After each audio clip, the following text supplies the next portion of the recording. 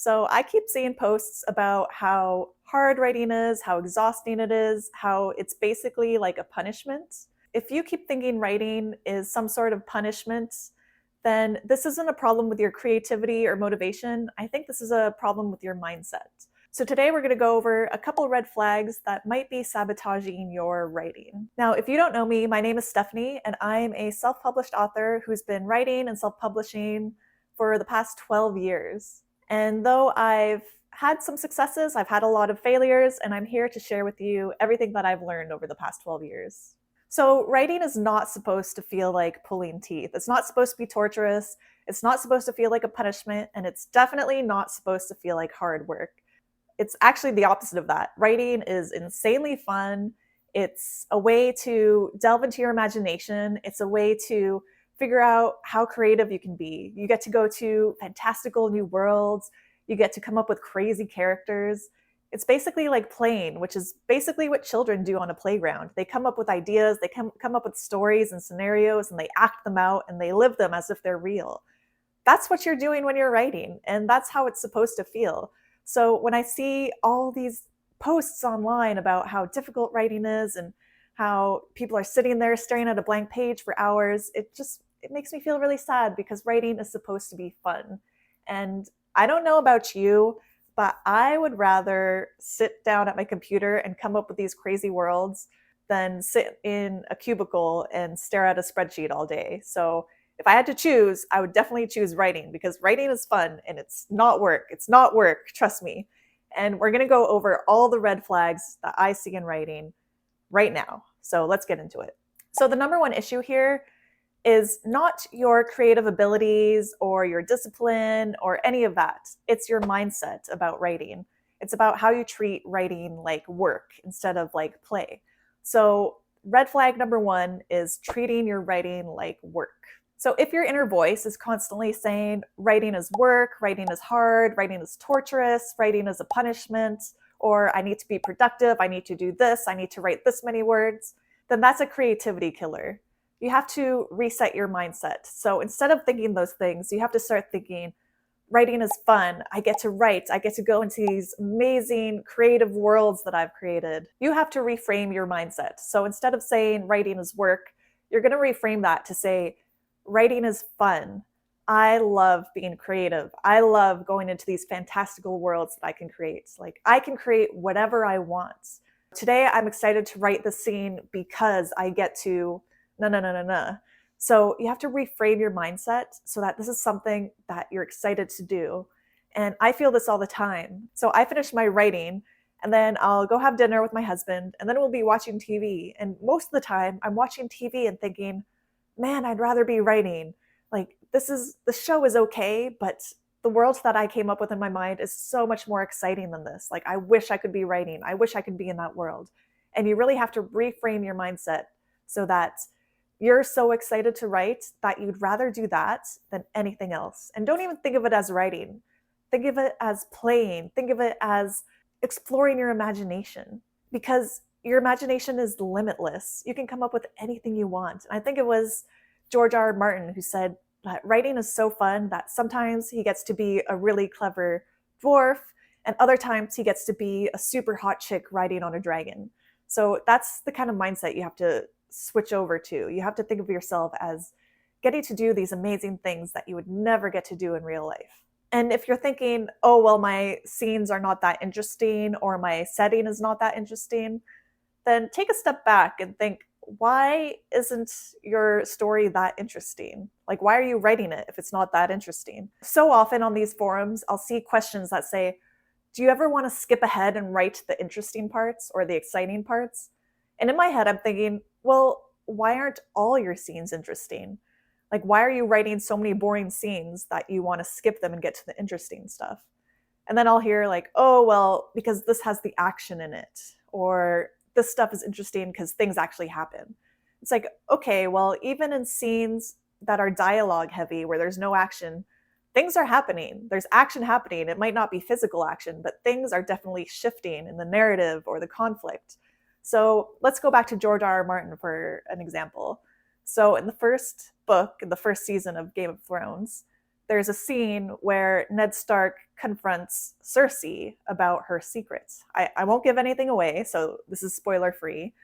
But that scene, all they're doing is talking. It's in the middle of the day. They're just standing together, and he confronts her about a secret that she's holding. And this scene is really interesting because things shift so much in this scene. Not only for her, she can risk losing everything because of the secret, but so can he. By revealing the secret, by revealing to her that he knows the secret, he can lose everything too. And so there's this huge switch in dynamics, and the conflict is so amazing. And just because they're talking doesn't mean it's not interesting. Your scenes don't need action to be interesting, and you don't need to skip ahead to the interesting stuff in order to enjoy writing. So look at your scenes and think, what's happening here? Where's the shift? Where's the conflict? And how can I heighten that to make it not just interesting for me, but interesting for the reader? Because if your story is not interesting to you, it's not going to be interesting to the reader, trust me. Now, red flag number 2 is waiting for motivation or creativity. And I've been guilty of this in the past where I've told myself, well, I'm not going to write until I'm visited by the muse or I feel that creative spark. And I've said this in a previous video where when you read your final manuscript, you can't really tell which chapters you wrote when you were, in the flow and feeling super creative versus the ones where you forced yourself to write because you knew you had to finish that deadline. So in the end, it doesn't really matter. You're going to show up every day no matter what. And the truth is, here's a little secret. Creativity is not something that comes to you, it's something you do. So people often think you need your motivation and creativity first, and then the writing comes second. But the truth is, you write first, and then the creativity and motivation are the ones that come second. So they're basically something that you generate by putting your butt in the chair and putting your hands on the keyboard and writing like a crazy person. So once you sit down to write, that's when you're going to start generating that creativity and motivation, and creative ideas are just going to come to you when you're writing, because that's pretty much how it happens. You don't even realize what kind of ideas are going to pop up until you start describing your scene and describing your characters, and oh, suddenly this new character is here, and suddenly there's this person, and there's this whole new world building that just popped up that you wouldn't have come up with otherwise. So you really tend to surprise yourself when you actually sit down and start writing and planting those seeds. And if you find yourself staring at a blank page, just switch up your routine. Go for a walk, listen to some music, take a shower, go for a nap. Just do something like a 10-minute power nap or a 10-minute walk, just to get yourself out of your ruts. And you'll find that when you're in the shower or going for your walk or waking up from your nap, whatever it is, you're going to have a spark or an idea. You're going to solve a problem that you've been having, and you won't be able to wait to get back into your chair to get back to your manuscript and start adding those ideas in. Red flag number 3 is trying to be perfect. So many times on these forums, I'll see people post their first chapter or their first couple chapters, and they'll ask, what do you think of this? Or they'll say, I've been working on this for months. I've been working on these chapters for months. What do you guys think? And what they're doing is they're taking those chapters and they're tweaking them and adding to them and changing them and rewriting them over and over and over again so that they're perfect before they move on. And this is what I call rewrite hell. You don't want to do this because then you get stuck redoing the same thing over and over and over again, and it's never going to push you forward into the rest of the story. You just have to remember, you're not trying to impress anyone but yourself. So when you're writing a story, just write for you. Don't think about anybody else. Don't think about what other people will think. Don't think about what your friends and family are going to think. All you want to think about is, how am I going to entertain myself right now in this moment as I'm telling myself the story? Don't get bogged down in trying to craft the perfect paragraph, because in the end, people can really notice when you've rewritten something to death. So it just becomes full of purple prose, and it gets so clunky. The story is completely lost, and it sounds pretentious. In the end, it really does sound pretentious because you're not going with the flow anymore. You're twisting and turning something so that it sounds basically like poetry, and that's not really what you want. If you want a career in writing and self-publishing, you have to learn how to let go of perfection and write a story from beginning to end without getting bogged down in all those details. Because in the end, it's better to have an imperfect novel than a couple perfect paragraphs. A couple perfect paragraphs are not going to get you anywhere, but an imperfect novel is going to help you learn so many things about the craft of writing. Plus, it's going to give you something to put out there. It's going to allow you to self-publish something that other people are going to be able to read, that you'll get to learn from, you'll get feedback from, and it'll push you to write the next thing. Red flag number 4 is setting the bar too high. So too often I see people say, I have to write 5,000 words a day, or I'm going to write a novel in a month, even though they've never written anything before. Or they want to write the perfect novel on their first try, or they want to write all day. And the problem with this is that it's going to lead to burnout. And it's really, really difficult for your first project, your first writing project ever, to be a full-length novel. And Ray Bradbury has talked about this in one of his talks, which you can find on YouTube. I'll link it down below. But he says, start with a short story. And not just one short story, write one short story every single week for a full year and see what happens. It's much easier to write a short story where you can learn how to craft a character, create a setting, craft a character arc, and write the beginning, middle, and end, all condensed into this nice little package, compared to writing a full-length novel where you'll get bogged down in all the details and just the length of it. So he says, write a short story and write one every week for a full year, because it's really, really hard to write 52 bad short stories. Eventually, you're going to learn how to write an amazing short story just because you've been practicing so much. And once you do that, it's going to be much, much easier to start writing novellas and even full-length novels. So my recommendation for you is to lower the bar. So instead of writing 5,000 words in a day, try writing 400. Instead of trying to write multiple chapters in a day, try writing just a few paragraphs. Try writing a short story, like even just a 1,000-word short story. I've been challenging myself this year to write a short story every week. The first one of the year for 2026 was a 1,000-word short story, which only took me half an hour to write. You can write a short story in half an hour. Just a couple hundred words. It doesn't have to be about anything crazy. It can just be about going to the corner store to buy some milk. By lowering that bar, you're able to step over it easily. Don't sit there and think, oh, okay, now I have to write an amazing novel. No, you just have to write a scene. You just have to write a character in a location with a problem. That's all you have to write. When J.K. Rowling was sitting down to write Harry Potter, she wasn't thinking about, the Horcruxes and Dumbledore's backstory and this, like everything all at once. She was sitting there and thinking, okay, well, right now, Harry is in his closet, and the one problem he has to deal with is Dudley being a jerk. That's all she had to write that one day. And then the next day, she had to write about Harry being in the zoo and having to deal with this problem of the snake talking to him. You just have to deal with a character in a setting with a problem. And once they figure out that problem, either they succeed or fail, and they have another problem to deal with. And then you deal with that problem. And then another one comes up, and you deal with that problem. But you do it one at a time so you don't overwhelm yourself. So set your timer to 5 minutes, or tell yourself you're going to write until 400 words are done. And eventually you'll see that 5 minutes will turn into 10, or you'll be writing and you'll look at the word count and you'll have written 800 words and you'll be like, I don't even know how that happened. And so by keeping your expectations low and your goals low, you're going to lower that bar so that you step over it easily, and it's going to feel so good to accomplish those goals each and every day. Now, red flag number 5 is needing to know everything first.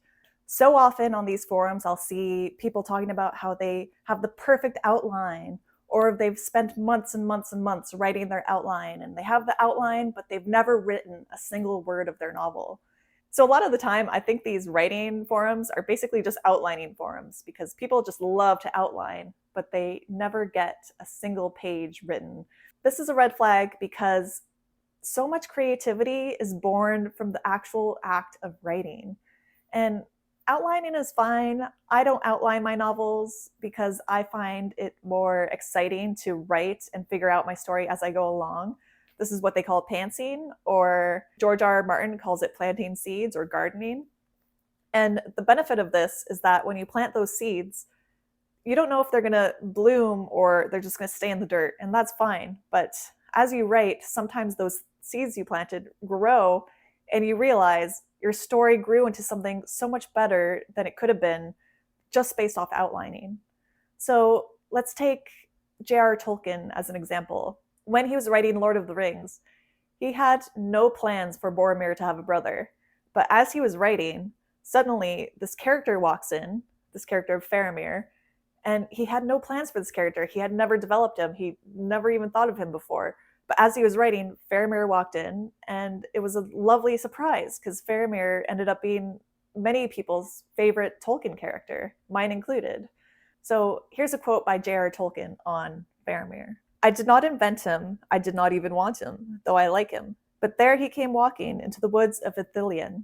So if you spend too much time outlining, you might restrict your story to the point where there's no spontaneity in it. The thing is, sometimes your characters take on a life of their own as you're writing, and they're going to make decisions that stray from your outline. And to me, that's a good thing because it means your story is taking on a life of its own and it's not going to be predictable. Because if your story is surprising to you as the writer, it's going to be way more surprising for your readers when they're like, whoa, I didn't expect them to do that. Like, that's not usually how a story goes. That's why I find George R. R. Martin's stories are so interesting because the characters come to life and they make their own decisions that are in line with their character arcs and their character personalities. So next time you're tempted to start outlining, maybe stop for a moment and think, what if I just write this chapter without looking ahead a bit and see what happens? And just try it. Just try it. And I know it's scary, but don't let the fear stop you because a lot of creativity is born from just not being able to see what's going to happen next. So red flag number 6 is never finishing a story.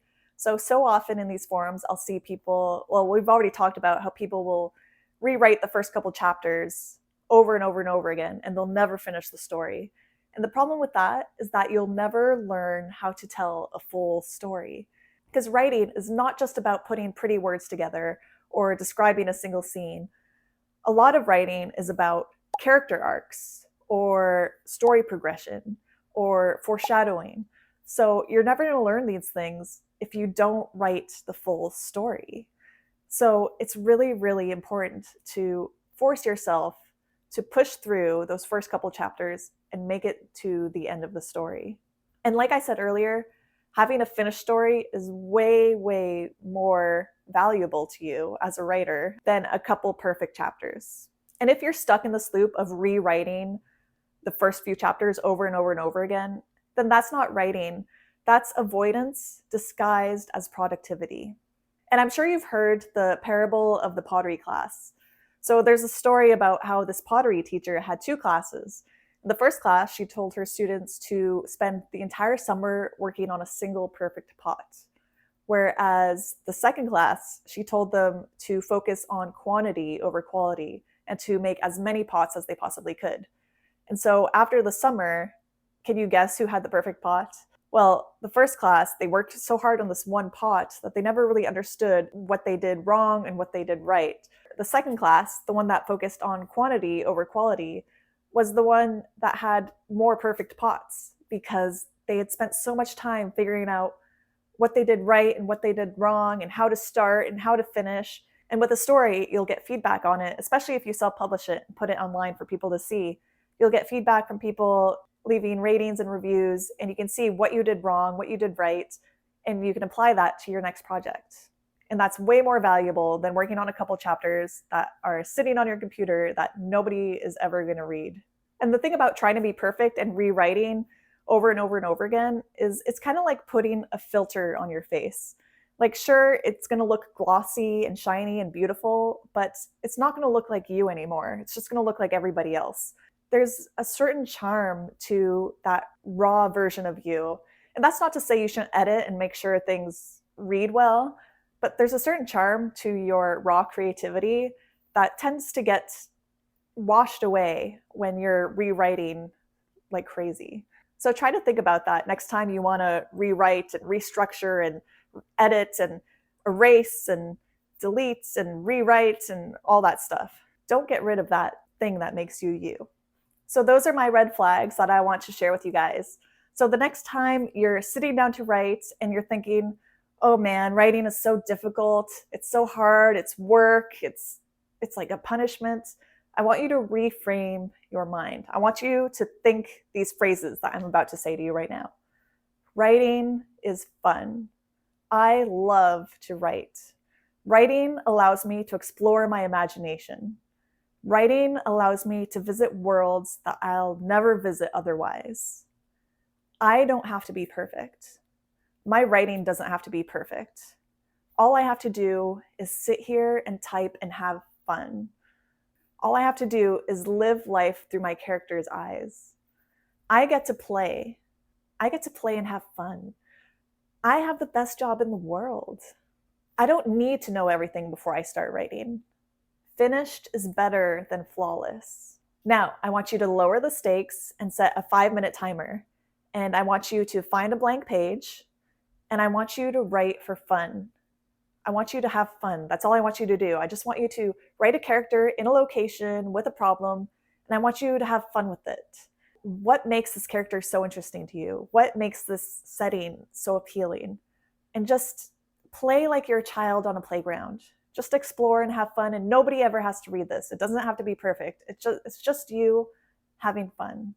All right, because that's what I'm going to do. I'm going to go write and have fun and explore a crazy world, and I'll see you on the other side. Happy writing.